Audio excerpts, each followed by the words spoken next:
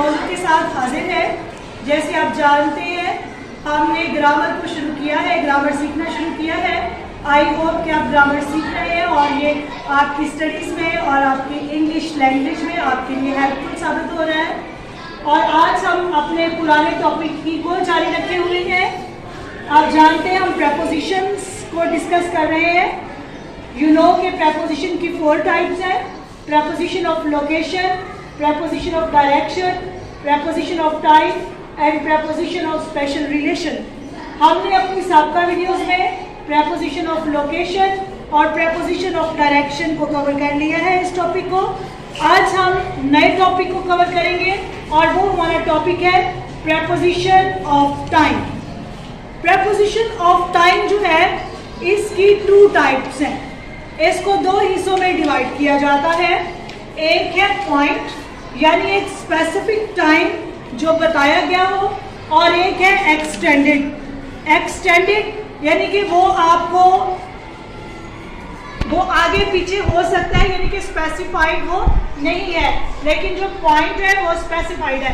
जैसे अब मंडे है तो within 1 week just 1 Monday आता है, और अगर 2 तारीख है या 3 तारीख है तो वो 1 मंथ के अंदर 2 तारीख या 3 तारीख जो है वो जस्ट 1 टाइम आती है। अब पॉइंटेड के अंदर हमारे पास कितनी प्रेपोजिशंस हैं? ये है 3। एक है एट, एक है ऑन और एक है इन। यानी ये 3 प्रेपोजिशन है हमारी पॉइंटेड टाइम में। पॉइंट पे एट, ऑन और इन। अभी हम सीखेंगे सबसे पहले एट का यूज, कि एट को हमने जब एज ए प्रेपोजिशन या हमने एट को कहाँ पर पुट करना है। एट का जो प्रेपोजिशन है ये यूज होगी 3 बातों के लिए: नाइट, क्लॉक और हॉलीडे के लिए। फॉर एग्जाम्पल हम नाइट है तो नाइट के लिए हम एट को कैसे यूज करेंगे? My father comes late every night, यानी ये रूटीन के अंदर है कि हर रोज मेरा फादर जो है वो घर देर से आते हैं। फॉर एग्जाम्पल हम कहते हैं कि माई फादर कम्स इन नाइट, तो इन नाइट वो भी ठीक है, लेकिन वो कुछ स्पेसिफिक काम होगा जिसमें हम इनका यूज करेंगे। लेकिन रूटीन में अगर वो हर रात लेट आते हैं या आई नाइट के लिए I take dinner at night, ठीक है, तो हर रात ही हम डिनर करते हैं तो वहां पर हम एट का इस्तेमाल करेंगे। उसके बाद आगे क्लॉक, जहां पर हम क्लॉक लिखेंगे वहां पर भी हम एट का लफ्ज इस्तेमाल करेंगे। जैसे आई गेट्स अप या I go to school at 7 o'clock, I comes back at 11 o'clock। तो ये यहाँ पर हम यानी क्लॉक के लिए जहाँ पर यूज होगा वहाँ पर हम एट का इस्तेमाल करेंगे। उसके बाद है हॉलीडे। हॉलीडेज के लिए भी हम इस्तेमाल करते हैं एट का लफ्ज। There was a holiday at Christmas या there was a holiday at Eid. तो जो हमारी हॉलीडेज है, कोई भी हॉलीडेज है, उनके लिए भी हम एट की जो प्रेपोजिशन है वो हम यूज करते हैं। इसके बाद अगली प्रेपोजिशन है प्रेपोजिशन ऑफ टाइम के पॉइंट वाले हिस्से में अगली प्रेपोजिशन है ऑन। जो ऑन है ये हम यूज करते हैं डेज के लिए और डेट के लिए। For example I went to school on Sunday, I comes to hospital on Monday. तो ये हमने यूज की डेज के लिए, यानी जहां भी हम डेज का नाम लेंगे वहां पर हम on Sunday, on Monday, on Tuesday, on Friday, on Saturday और ऑन कोई भी जो डे है उसके लिए हम क्या लगाएंगे? ऑन लगाएंगे। इसके बाद आ गया डेट। डेट के लिए हम ऑन इस्तेमाल करते हैं। जैसे the school will be open on 5th जून, यानी जहां पर डेट आएगी फिक्स डेट हमें बता दी गई, 1 जून बता दिया गया, 30th ऑफ मई बता दी गई, तो वहां पर भी हम जो ऑन है ऑन का वर्ड यूज करेंगे, ऑन की प्रेपोजिशन यूज करेंगे डेज के लिए और डेट के लिए। इसके बाद है तीसरी प्रेपोजिशन, हमारी प्रेपोजिशन ऑफ टाइम में पॉइंट के लिए तीसरी प्रेपोजिशन है इन। जो इनका इस्तेमाल है ये हम करते हैं पार्ट्स ऑफ डेज के लिए, मंथ्स के लिए, सीजन्स के लिए, ईयर्स के लिए, डिसेट्स के लिए और सेंचुरीज के लिए। जैसे आई get up early in the morning, morning का बताया है तो वहां पर हमने लिखा इन द मॉर्निंग। मंथ्स के लिए she goes to school in January, she comes to Murree in जुलाई। तो यहाँ पर हमने मंथ्स के लिए भी इनका इस्तेमाल किया।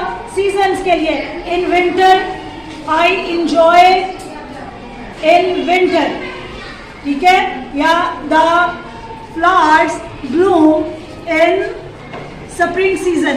तो जो भी सीजन्स है उसके लिए भी हम इनका वर्ड इनकी प्रेपोजिशन यूज करेंगे। उसके बाद ईयर्स 2024, 2021, कोई भी ईयर जो है उसके लिए भी हम क्या यूज करेंगे, इन यूज करेंगे। आई वेंट टू मरी इन 1979, यानी ईयर बताया है वहां पर भी हमने इनका इस्तेमाल किया। डिसेट्स होते हैं अशरा, यानी जैसे 1970s, जो 70s का अशरा हो गया, 1980s, तो उसके लिए भी हम इन पाकिस्तानी फिल्म जो 70s में थी वो बहुत अच्छी थी, Pakistani film in decade of 1970s। ये डिसेट जो है ये मैंने आपको समझाने के लिए बोला है। The films, Pakistani film in 1970s were very effective. तो ये हमने डिसेट्स के लिए भी इनका यूज किया। उसके बाद centuries in 21st century, we are moving, we are living in 21st century। हमारा हिस्सा है प्रपोजिशन ऑफ टाइम में जो दूसरी टाइप है वो है एक्सटेंडेड टाइम। इसके लिए जो हमारे पास प्रपोजिशन यूज होती है वो है during, by, from, to, within, for, since और अंटिल या टिल। ड्यूरिंग हम कैसे इस्तेमाल करते हैं, जैसे ड्यूरिंग समर, यानी कि कोई काम जारी है किसी सीजन के अंदर। I am going to school in summer, sorry during summer, या I am going to study during exams. तो ये बन गया, यानी कि ड्यूरिंग किसी काम को वो जारी है उसमें हम ड्यूरिंग का यूज करते हैं। बाय हम कहाँ लगाते हैं, यानी कि कोई डेडलाइन दी होती है तो आपने उस डेडलाइन पे उस काम को खत्म करना है, वो आप पहले भी खत्म कर सकते हैं, वो आप बाद में भी खत्म कर सकते हैं। उसके बाद from to, I goes to या I do my duty from 6 to 7, यानी कि आपने स्टार्ट भी बता दिया और एंड भी बता दिया। उसके बाद है विद इन। विद इन जो है ये भी आपने स्पेसिफाई कर देना है, यानी कि उस काम टाइम के अंदर अंदर आपने किसी काम को, किसी टास्क को कंप्लीट करना है, यानी कि you will repay with in 7 days। आपने अपना फाइन जो है वो 7 days के अंदर अंदर जो है वो आपने जमा करवाना है विद इन 7 days या विद इन 1 month। इसका ये मतलब है कि 1 month के अंदर, यानी कि एंड तक जो डेट है उस तक आपने इसको करवा लेना है। उसके बाद है फॉर, ये स्पेसिफिक टाइम के लिए नहीं है, ठीक है। She has been living here 4 centuries, पता नहीं है, स्पेसिफिक नहीं है, स्पेसिफाई नहीं किया कि कौन सी सेंचुरी से, लेकिन 4 centuries। उसके बाद है हमारा सिंस में पर्टिकुलर टाइम होता है। I get up early in the morning, या I have been going to school since morning, since Monday, आपने एक स्पेसिफिक टाइम जो है वो आपने बता दिया। और अंटिल या टिल, इसमें भी आपने अपना जो टास्क है उसको बताना है कि until she worked hard until his death, अपनी मौत तक वो मेहनत करता रहा।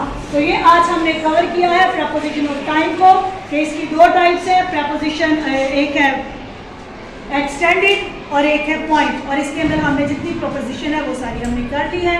उम्मीद है आप इससे सीखेंगे और अपनी इंग्लिश लैंग्वेज जो है उसको बेहतर